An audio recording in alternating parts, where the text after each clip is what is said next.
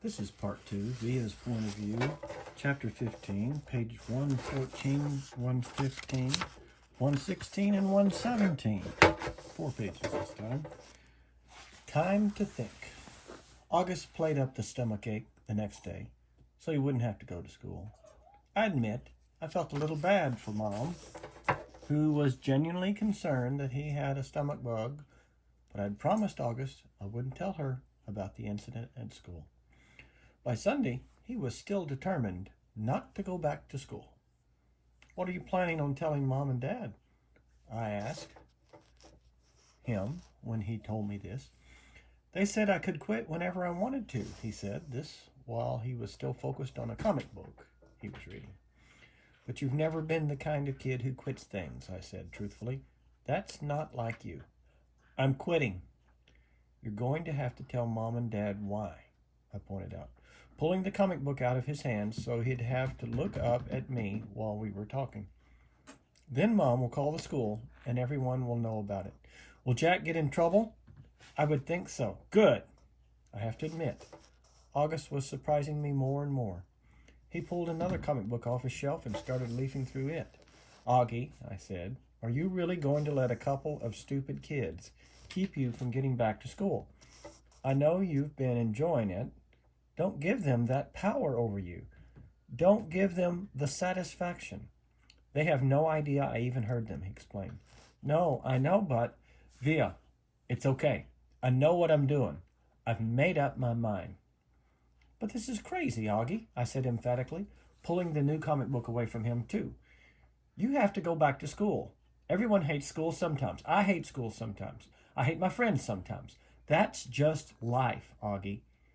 You want to be treated normally, right? This is normal. We all have to go to school sometimes, despite the fact that we have bad days, okay? Do people go out of their way to avoid touching you, Via?" he answered, which left me momentarily without an answer. Yeah, right. That's what I thought. "So don't compare your bad days at school to mine, okay?" "Okay, that's fair," I said. "But it's not a contest about whose days suck the most, Augie. The point is, we all have to put up with the bad days. Now, unless you want to be treated like a baby the rest of your life, or like a kid with special needs, you just have to suck it up and go." He didn't say anything, but I think that last bit was getting to him. "You don't have to say a word to those kids," I continued. "August, actually, it's so cool that you know what they said, but they don't know you know what they said. You know?" "What the heck?" "You know what I mean. You don't have to talk to them over again. Ever again. You don't have to talk to them ever again if you don't want. And they'll never know why. See? Or you can pretend to be friends with them, but deep down inside, you know you're not." "Is that how you are with Miranda?" he asked. "No," I answered quickly, defensively. "I never faked my feelings with Miranda." "So why are you saying I should?" "I'm not. I'm just saying you shouldn't let those little jerks get to you. That's all." "Like Miranda got to you?" "Why do you keep bringing Miranda up?" I yelled impatiently. "I'm trying to talk with you about your friends. Please keep mine out of it. You're not even friends with her anymore." "What does that have to do with what we're talking about?" The way August was looking at me reminded me of a doll's face. He was just staring at me blankly with his half-closed doll eyes. "She called the other day," he said finally. "What?" I was stunned. "And you didn't tell me?" "She wasn't calling you," he answered, pulling both comic books out of my hands. "She was calling me just to say hi, to see how I was doing. She didn't even know I was going to a real school now.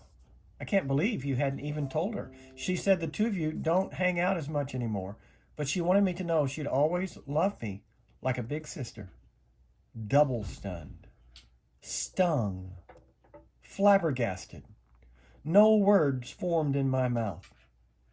"Why didn't you tell me?" I said finally. "I don't know," he shrugged, opening the first comic book again.